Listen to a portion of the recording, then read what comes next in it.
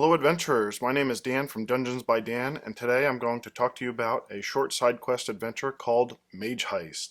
This is an exciting adventure for 4 players of 4th level or 2 players of 7th level, and when I had my characters go through it, it was a really fun and exciting adventure, keeping them on edge the entire time. The basic premise of the whole thing is that the local lord has gone missing, and another local mage has been very critical of how he had run things in town. Now the mage goes off to the king to accept a lordship over the region, and the townsfolk, with the adventurers in town, decide maybe there's something we can do to check this out. So they hire the adventurers to sneak into the tower of the mage and inspect and try and find information or something that may incriminate the mage, resulting in a really wild adventure where guards are constantly moving and the players need to be also constantly moving and stealthing through the entire tower to find out if there was any incriminating evidence.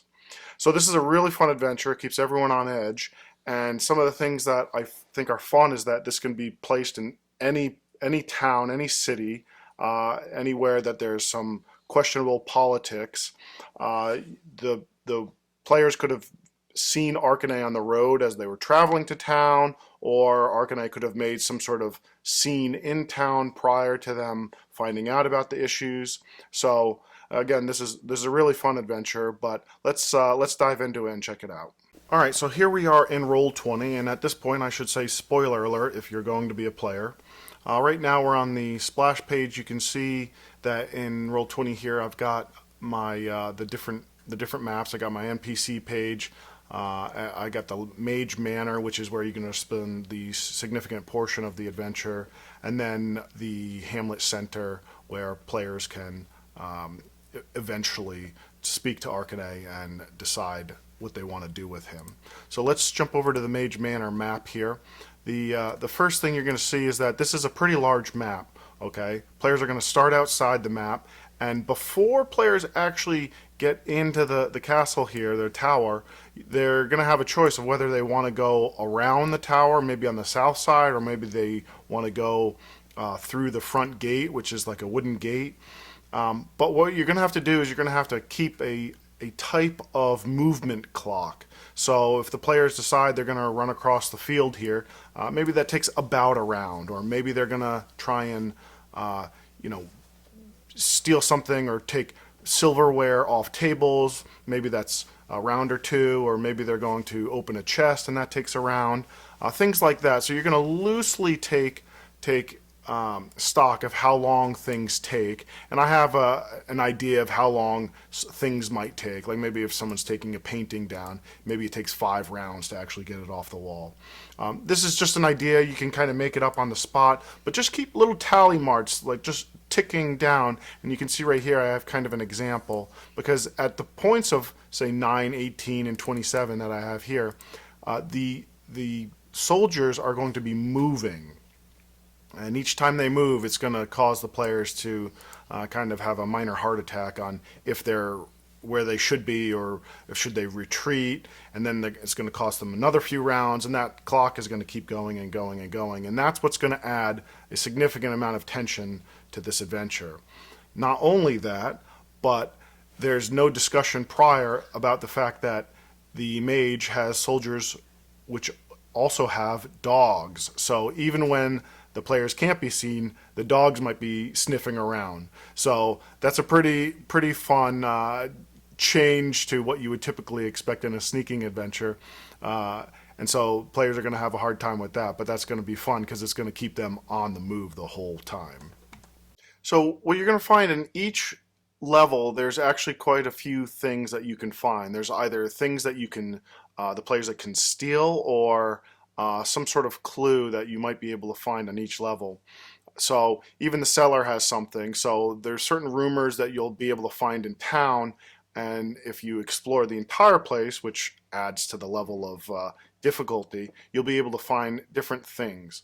One of the things that's difficult to do on Roll20 is, for instance, show where windows are. So just assume that there are certain windows in places, and it's likely that as the players try and go and get into the building, they're going to be trying to crawl through windows, which is typically pretty exciting because they always roll terribly and somebody flops on the floor, alerting somebody.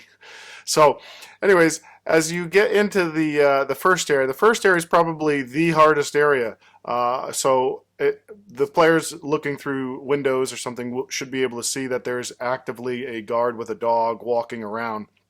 And at this point, they'll probably attempt to go upstairs or distract upstairs through a window or distract the guards in some other way uh, in order to get inside. This is also the level where all the guards are, or most of the guards, I should say, are.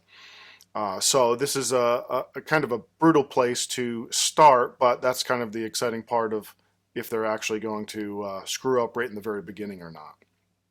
As the players get to the second level, or maybe they climb up, you can see that there's some stairways here, and they lead up, correspond to the other stairways.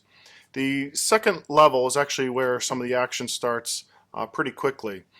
Players are able to go through the library, and they find that there's some locked doors of secrets that Arcane the Mage does not want people to find, and eventually they'll be able to find the previous Lord, who did not just disappear, he's actually stuck in a cage here.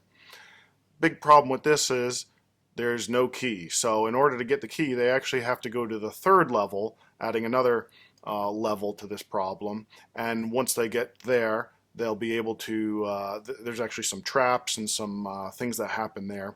And then they have to help the Lord get out of the building, or they could leave him there depending on what they want to do. But at the very least, they do find the incriminating evidence, and then they either have to sneak out through one of the windows, or they can go through the top of the tower, which also has some bad guys at the top walking around. There's some boxes and things like that where they can sneak out through and all that.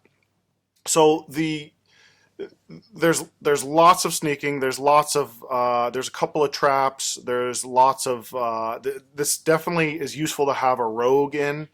But at the end of the adventure, once they have found some notes on the third level in Arcane's desk, and either saved the previous Lord, they will finally find Arcane back in town that morning after they've done their stealth adventure, and he will basically attempt to argue with them, and if he is sort of argued with and shot down by the players, he will get angry, ensuing in a fight, basically thereby replacing with the old Lord and cutting him down, and as the adventures do, save the day. So hopefully you guys enjoyed this. I would love to hear your comments on if you've ran the adventure or what your thoughts are. It was really fun for me, and I think you guys are really going to enjoy it. So until the next one, keep rolling.